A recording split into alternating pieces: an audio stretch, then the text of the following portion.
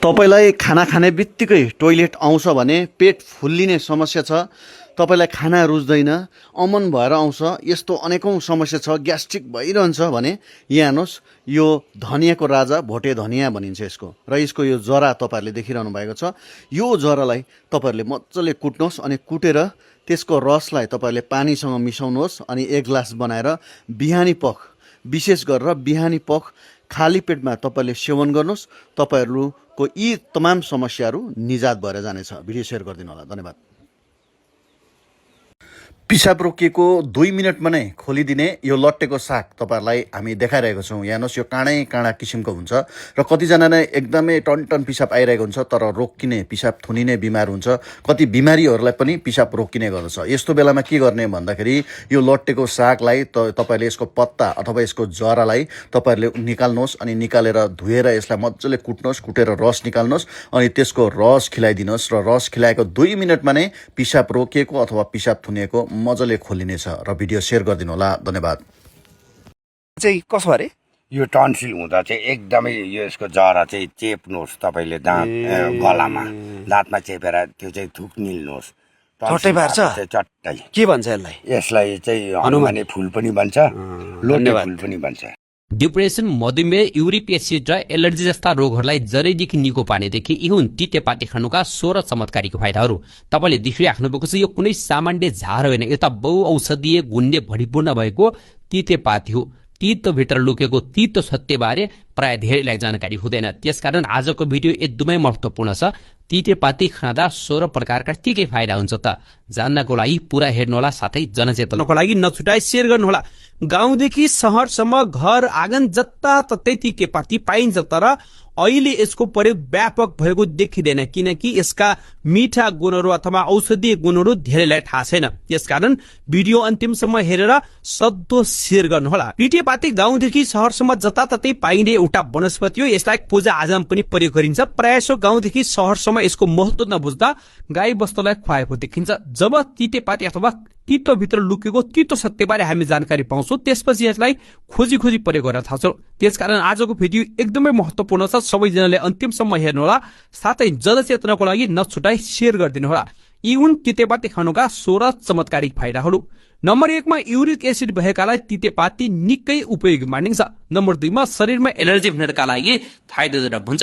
त्यस्तै कपालमा चाया पर्ने समस्या छ भने पनि तितेपाती कुटेर नुहाउनाले हराउँछ। त्यस्तै सेतो तितेपातीलाई पानीमा उमालेर सेक्नाले दुखेको ठोकिएको ठाउँमा आराम मिल्छ। त्यस्तै डिप्रेसन र निद्रा सम्बन्धी समस्या भएकालाई पनि तितेपाती अति उपयोगी मानिन्छ। त्यस्तै शरीरमा जुक्का चुर्न परेमा तितेपातीको जराको पाउडर बनाएर बिहान मनतातो पानीमा 1 चम्चा खानाले स्वतः हराएर जान्छ। त्यस्तै मधुमेहका रोगीका लागि पनि यो उत्तम मानिन्छ। यसको जराको पाउडर 1 हप्तासम्म बेलुका सुत्ने बेलामा पानीमा घोलेर खान सकिन्छ।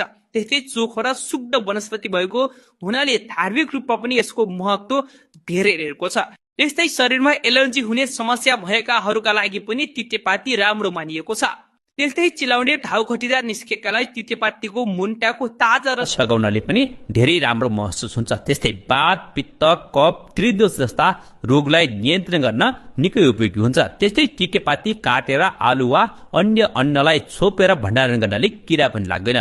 त्यस्तै तितेपातीलाई हल्का सुकाएर पकाई खोटो बनाएर दिनौ 1 चम्चा खानाले सम्पूर्ण रोगलाई नियन्त्रण गर्ने काम गर्छ। त्यस्तै महिनावारी गडबड भएका महिलाका लागि पनि तितेपाती उत्तम जडी हो, तर गर्भवतीका लागि भने यो राम्रो मानिँदैन।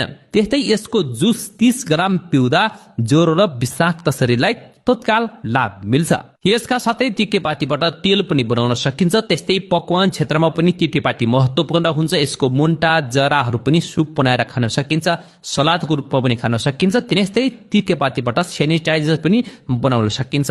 पत्यार लाग्ने छैन यसको औषधीय गुण सुनेर। यदि तपाईले यो झार कतै देख्नु भयो भने नछोड्नुहोला। वीर्य, शीत र लघु रुक्ष गुण भएकोले नाक मुखबाट रगत बग्ने, पिसाब, छाती तथा पैतला पोल्ने, अत्याधिक मासिक रक्तस्राव तथा घाउ खटिरालाई संक्रमणबाट बचाउन एकदमै उपयोगी हुन्छ। तपाईले यसलाई के नामले चिन्नुहुन्छ कमेन्टमा लेख्नुहोला। यदि यसको सही प्रयोग विधि जान्न चाहनुहुन्छ भने मलाई फलो गर्नुहोला। तपाईँहरूको किडनीमा मैला जामिएको छ भने कतिजनाको किडनीमा मैला जाम हुन्छ, त्यहाँनिर किडनीलाई सफा गर्नुपर्ने स्थिति हुन्छ र यस्तो समयमा किडनी अस्वस्थ हुने गर्दछ र असुरक्षित हुने गर्दछ। र के गर्ने भन्दाखेरि यहाँ हेर्नुहोस्, यो भोटे धनिया धनियाको राजा पनि भनिन्छ। यो काँडै काँडा प्रकारको हुन्छ। यसलाई कुच्याउनुहोस्, कुच्याएर पानीमा मजाले घोलेर यसको खाली पेटमा सेवन गर्नुहोस्, किडनी डिटक्स हुनेछ। रात्रिको समयमा तपाईँलाई पटक्क निन्द्रा लाग्दैन भने अब कुम्भकर्ण सुताइ गराउनेछ यो पौधाले र यसलाई लेन्टेना भनिन्छ। तपाईँलाई निन्द्रा पटक्क लाग्दैन, तपाईँको भुल्ने बिमार छ, स्मरण शक्ति एकदमै राम्रो छैन अनि तपाईँ सधैँभरि तनाउग्रस्त हुनुहुन्छ भने यो फुललाई सम्झिनुहोस्। यो फुललाई, लेन्टेनाको फुललाई तपाईँले घाममा मजाले सुकाउनुहोस् अनि बिहान अनि बेलुकी यसलाई चियाको रूपमा तपाईँले पिउनुभयो भने तपाईँलाई निन्द्रा पनि राम्रो लाग्छ अनि स्मरण शक्ति पनि राम्रो भएर जान्छ अनि तपाईँलाई तनाउग्रस्तदेखि पनि यसले मुक्त गराउनेछ। र यदि तपाईँको नानीहरू पनि यस्तो स्मरण शक्ति ठिक छैन, पढेको पाठ राम्रो याद गर्न सक्दैन भने यसलाई तपाईँहरूले प्रयोग गर्न सक्नुहुनेछ। भिडियोलाई सेयर गरिदिनु होला। धन्यवाद।